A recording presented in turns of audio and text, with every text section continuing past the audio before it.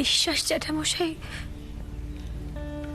কাল বাড়িতে এসে বলেছেন আমাদের খাবারের লাইসেন্স বাতিল হয়ে যেতে পারে,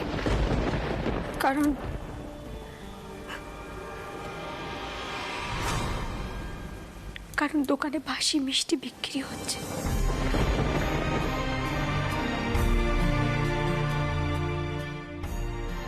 দাদু, 3টে দোকানে। আচ্ছা দাদু আমাদের সব দোকানে তো মিষ্টি বাসি হতে দেওয়া বারণ, বলো? এই রাতের বেলায় যত বেশি মিষ্টি আছে সব গরিব বাচ্চাদের দিয়ে দেওয়া হয়। আমি ভেবেছিলাম হয়তো বড়দার দোকানের নতুন কর্মচারীরা কিছু গন্ডগোল করছে, তাই কি করেছিস তুই মিঠাই? দাদাই মিঠাই এনজিও ওয়ার্কার সেজে গোয়েন্দাগিরি করতে সোমদাদের দোকানে গিয়েছিল। সেখানে গিয়ে সোমদার টেসের হাতে ধরা পড়ে। অ্যাকচুয়ালি দাদাই এটা তো ক্লিয়ার যে সোমদাদের দোকানে বাসি মিষ্টি বিক্রি হচ্ছে।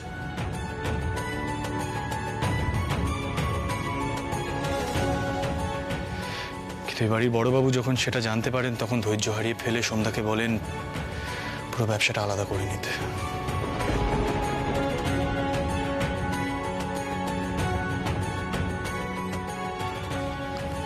আর এগুলো নিয়ে যে লেখালেখি হচ্ছে সেটা বললে না?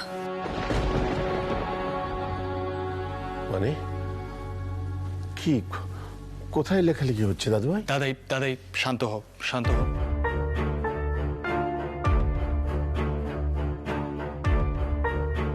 কিছু না, সোশ্যাল মিডিয়াতে লেখালেখি হচ্ছে যে অ্যাপারেন্টলি সিদ্ধেশ্বর মোদক গ্রুপ নাকি বাসি মিষ্টি বিক্রি করছে, আর সেই বাসি মিষ্টি বিক্রি করে নাকি সিদ্ধেশ্বর মোদক গ্রুপ বেশি প্রফিট করছে, লোকজনের শরীর খারাপ হচ্ছে।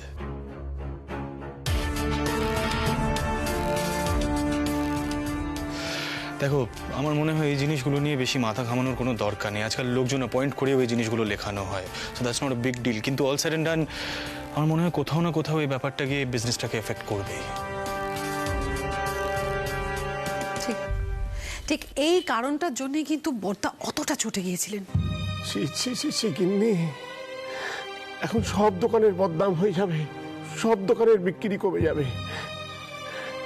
মিঠাই কি করি বলতো এখন? হ্যাঁ, আমাদের তো মিষ্টির গুণমানই সব ছিল।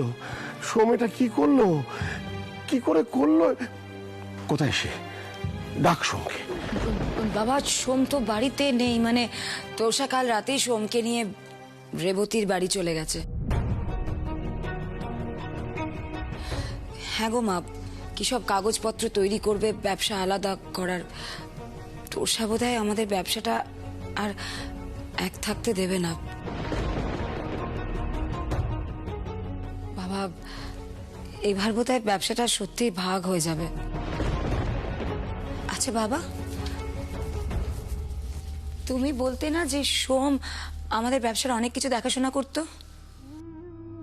এইসবে বাড়িতে শান্তির জন্য সস্থান করে এলাম, ওই জন্য গুরুদেব বারবার বলছিলেন মানুষের মন না পাল্টালে শান্তি আসে না।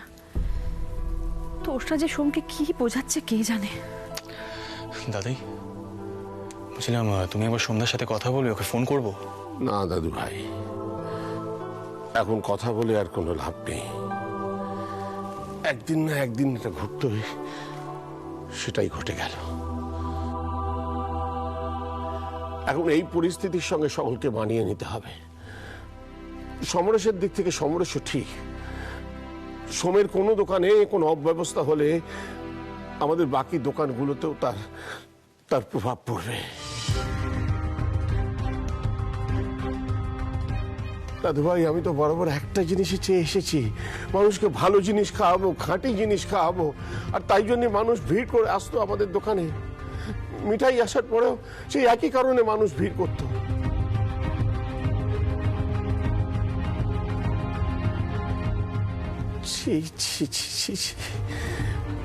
আচ্ছা, তোষা না হয় পরের বাড়ির মেয়ে, সোম তো আমার নাতি, ও এই কাজ করলো কি করে?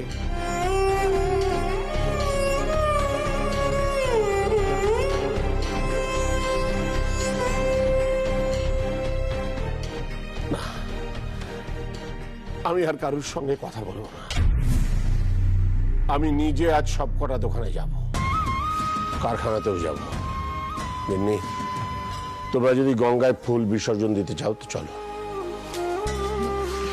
বাবা বাবা কথাটা শোনো তুমি।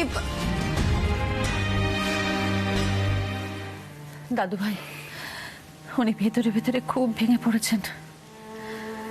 ব্যবসাটা ওনার প্রাণ দাদু ভাই।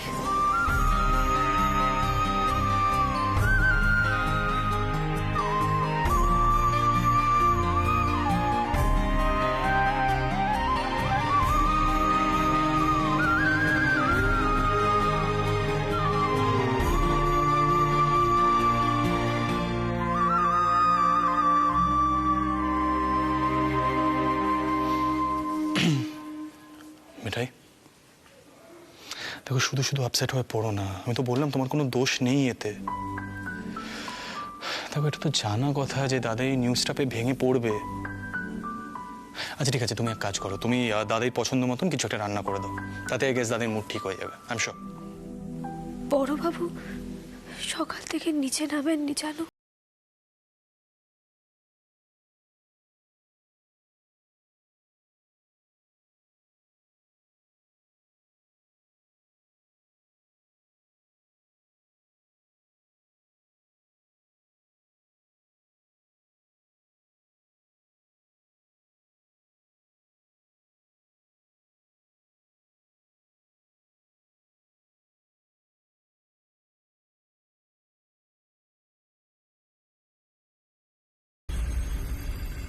মিস্টার গাঙ্গুলি, আপনি এটা কি বলছেন?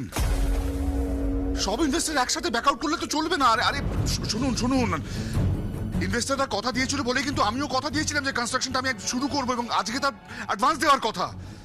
আপনি ওদের সঙ্গে আরেকবার কথা বলুন please. Mister Ganguly, social media কি বেরিয়েছে না বেরিয়েছে সবটা তো সত্যি হতে পারে।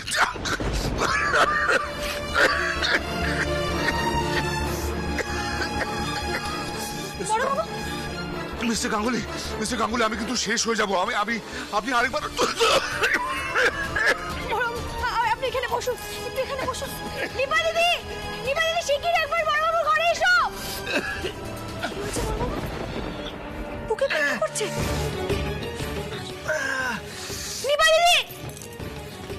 নিপা দিদি একবার বড়বাবুর ঘরে এসো। আর দাদা ভাইকেও নিয়ে এসো। বড়বাবু কথা বলবেন না, বড়বাবু আপনি কথা বলবেন না দয়া করে। এখানে একটু মাথাটা এলিয়ে দিন বড়বাবু, একটু মাথাটা এলিয়ে দিন এখানে।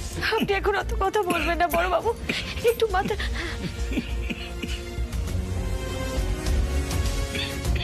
চল বড়বাবু চল। গোপাল, নিপা দিদি।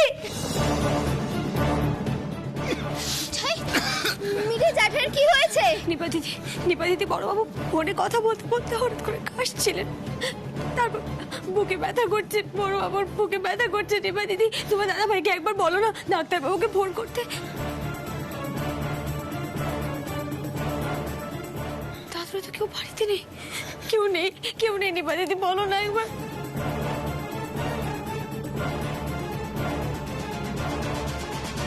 জ্যাঠাই, ও জ্যাঠাই, তোমার কি খুব কষ্ট হচ্ছে? জ্যাঠাই, মিঠে আমি এক কাজ করি বুঝলে, আমি বরং জিজুকে ফোন করি, তাড়াতাড়ি শ্রিয়া দিদিয়াকে নিয়ে চলে আসতে পারবে। কাউকে ফোন করতে হবে না নিপা। বড়বাবু তো এখানে কথা বলবো। কাউকে ফোন করিস না, আজকে শ্রীয়ের কি একটা খেলা আছে। কথা বলবেন না, একটু শান্ত হন। আমি আসছি। নিপা দিদি তুমি থাকো, আমি আসছি। জ্যাঠাই, ও জ্যাঠাই খুব কষ্ট হচ্ছে। হ্যালো, হ্যাঁ ডক্টর আঙ্কেল, আমি সিদ্ধার্থ বলছি। হ্যাঁ বলছি আপনি একটু বাড়িতে আসতে পারবেন? না দাদের কিছু হয়নি, অ্যাকচুয়ালি ওনার বড় ছেলের একটু শরীর খারাপ হয়েছে, মানে চেস্ট পেন হয়েছে, সাথে সাথে is feeling out of breath also. Okay uncle, okay sure, thank you. এটাই ডক্টর আঙ্কেল বললেন দাদাইয়ের ওষুধের থেকে একটা ওষুধ নিয়ে বড়বাবুর জিভের তলায় রাখতে। ওকে, আমি নিয়ে আসছি ওষুধ। আসতে জ্যাঠাই। বড়বাবু খুব কষ্ট হচ্ছে না? ডাক্তার যেটা বলে দিয়েছে কি ওষুধ দিতে হবে। আপনার ছেলে আসছে।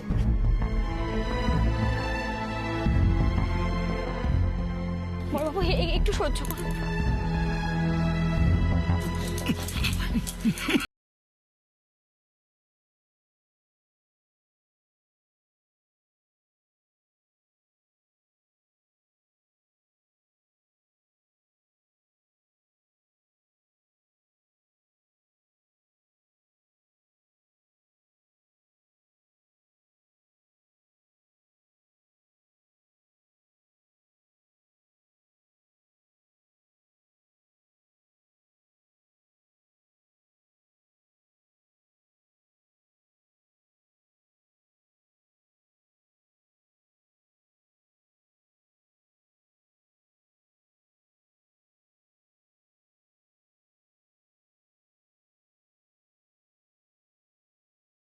বাড়িতে যেন রেগুলারলি সবার চেক আপ করানো হয়, কেউ কোনো কথা শোনে না। এরকম হুটহাট করে এক্সাইটেড হয়ে চেঁচামেচি করলে তো বুকে ব্যথা হবেই, জানা কথা সেটা। নিপা বলছি আমি রুমে আছি, দেরি করে অফিসে যাব, তুই রাজবিদাদের একবার জানিয়ে দে। হ্যাঁ তাড়াতাড়ি আসছে বললো।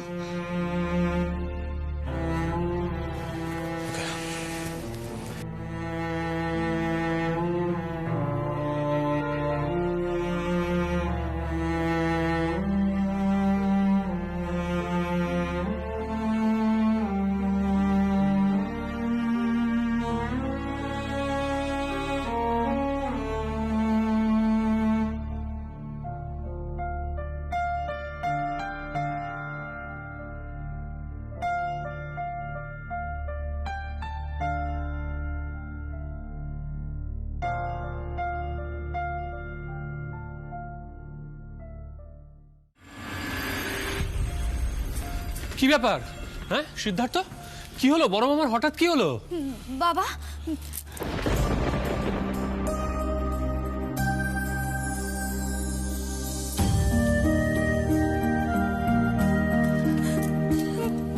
বাবা কি হয়েছে বাবা? খুব খুব কষ্ট হচ্ছে। তোরা সবাই মিলে চলে এলি কেন? আমি নিপাকে বারণ করেছিলাম তোদেরকে এভাবে ডেকে আনতে। তোর তো খেলাও আছে আজকে। আমি এখন ভালো আছি রে, অনেকটাই সুস্থ। ছাড়ো তো খেলা, হঠাৎ তোমার বুকে ব্যথাটা কেন হলো বলো তো? এরকম তো আগে কখনো হয়নি বাবা। তুমি অবশ্য বড্ড অনিয়ম করো। শোনো, আমি বলে দিচ্ছি এখন থেকে আর এত কাজ করবে না তুমি। দেখো মেয়েটাকে দেখো, পাগলি মেয়ে কোথাকার। ওরে অর্ধেক কাজ তো মিঠাই করে দেয়। আমাদের তো সত্যি বলতে কাজ অনেক কমে গেছে, কারখানাতেও তো যেতে হয় না আর।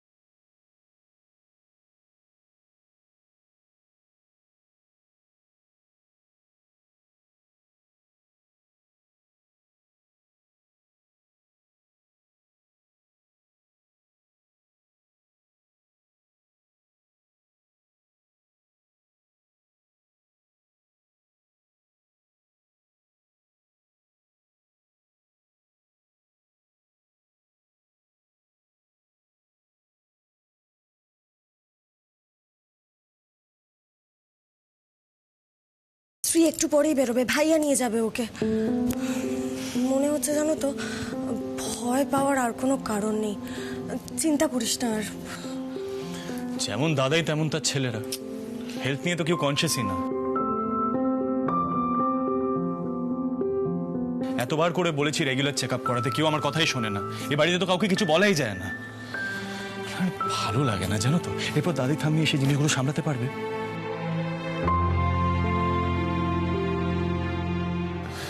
আরে শ্রী, তোর দাদাকে বল অফিস চলে যেতে। তোরা সবাই তো আছিস না, শুধু শুধু ওর কাজের ক্ষতি করার কোনো দরকার নেই। ওকে অফিসে যেতে বল।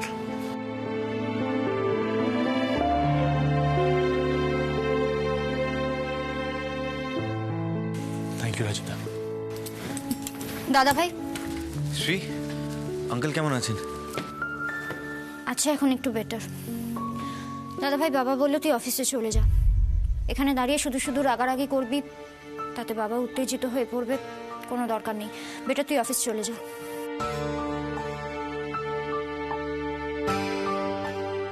শ্রী, এটা কি বিহেভিয়ার? হ্যাঁ, সিট কিন্তু ভেতর ভেতর আঙ্কেলকে নিয়ে কনসার্নড।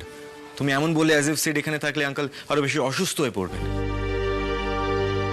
কিন্তু আগের মতো নেই শ্রী, তোমার কথায় হার্ট হয়। প্লিজ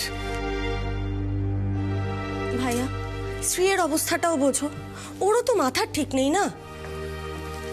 সিট, সিট, তুমি টেনশন করো না, সব ঠিক হবে।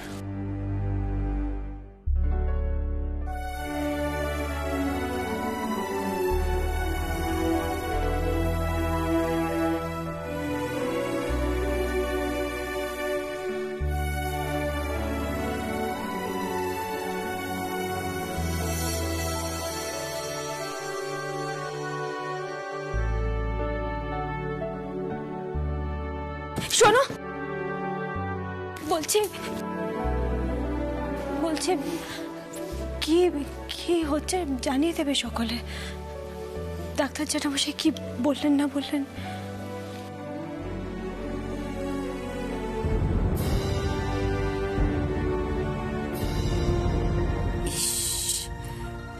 টেনশনে পড়ে গেছে দাদুর নাতি, টেনশন থেকে চেঁচামেচি করছে। কিন্তু বড়বাবু তো সে কথা বুঝবেন না। কি করেছে বাবা ছেলের একটু মিলমিশ হবে গোপাল।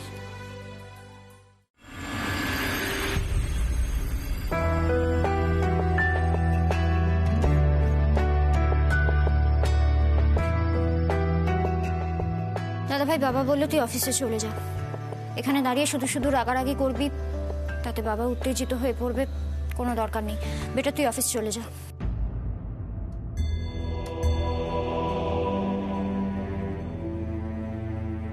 মিঠাই বললো সবাই জানাবে বড়বাবু কেমন আছে। কেউ এখনো ফোন করলো না। একবার ফোন করে দেখবো ডক্টর আঙ্কেল এলো কি না।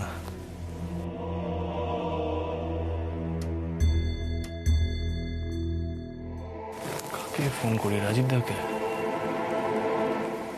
মেসেজ করি বরং।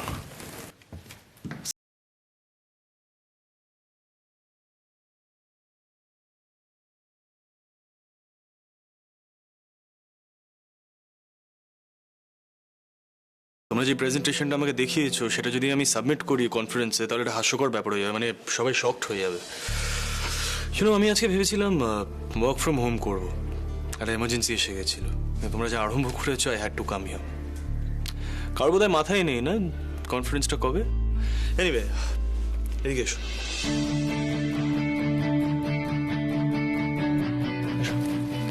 আচ্ছা, আমি একটা স্যাম্পল তৈরি করেছি, ভালো করে এটা রেফার করবে, ওকে? নেক্সট টাইম যেন এই ভুলটা না হয়। Yes sir. Okay sir.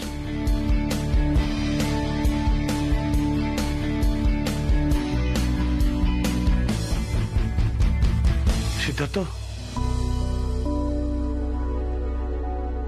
ব্যস্ত আছো? একটা খুব জরুরি কথা ছিল তোমার সঙ্গে। আচ্ছা, সিদ্ধেশ্বর মোদক গ্রুপ তো তোমাদের ফ্যামিলির। আসলে আমরা মুখের কথার উপর বিশ্বাস করে মোদক গ্রুপের একটা কাজ নিয়েছিলাম। সমরেশ মোদক তো তোমার বাবা মিস্টার ঘোষ বলেছিলেন। উনি আমাদের সঙ্গে যোগাযোগ করেছিলেন মিষ্টি হাবের একটা বিল্ডিং কনস্ট্রাকশনের ব্যাপারে, আর কাউকে উনি জানাতেও বারণ করেন। অ্যাকচুয়ালি আমাদের ফ্যামিলি বিজনেস সম্পর্কে আমার কোনো আইডিয়া নেই স্যার, আমি কোনো ইন্টারেস্ট রাখি না। না না সিদ্ধার্থ, সে হতেই পারে, কিন্তু বিষয়টা তোমাকেই দেখতে হবে। মোদক গ্রুপ একটা মিষ্টি হাব তৈরি করছে, আর তার বিল্ডিং কনস্ট্রাকশনের কাজ আজ থেকেই শুরু হওয়ার কথা ছিল। সে অনুযায়ী সমস্ত কন্ট্রাক্টরদের আসতে বলা হয়েছে, আজকে অ্যাডভান্স পেমেন্ট করার কথা। কিন্তু আজই উনি ফোনে জানালেন যে ওনার আর একটু সময় লাগবে, ওনার নাকি শরীর ভালো নেই। দেখো সিদ্ধার্থ, শরীরের বিষয়টা আমি বুঝতে পারছি, কিন্তু তুমি তো জানো যে কোম্পানির একটা পলিসি আছে। খুব মুখ ছোট হচ্ছে পিসিজি এর। কবে কাজটা শুরু হবে, আদৌ বিল্ডিংটা হবে কিনা, এই বিষয়ে যদি তুমি ডিটেলসে জানাতে পারতে, বুঝতেই পারছো আমাকেও কারো কাছে জবাবদিহি করতে হয়। স্যার, অনেস্টলি স্পিকিং আমার এই বিষয়ে কোনো আইডিয়া নেই, তবে আপনি যদি বলেন আমি একবার আমার ঠাকুরদার সাথে কথা বলতে পারি, মানে সিদ্ধেশ্বর মোদকের সাথে। বাস স্যার, আমাকে একটু সময় দিন, আমি আপনাকে সবটাই জানাবো। তোমার মেসেজ এসছে বোধহয়, দেখো তো।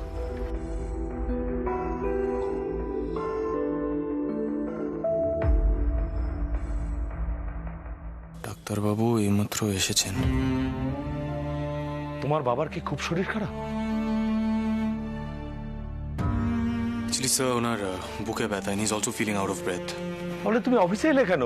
যাও, বেরিয়ে পড়ো যাও। সিদ্ধার্থ, তুমি কিন্তু খবরটা আমাকে দিও, না হলে আমি কিন্তু খুব বিপদে পড়ে যাব। যাও, তুমি বেরিয়ে পড়ো। স্যার, আমরা তাহলে এখন আসি।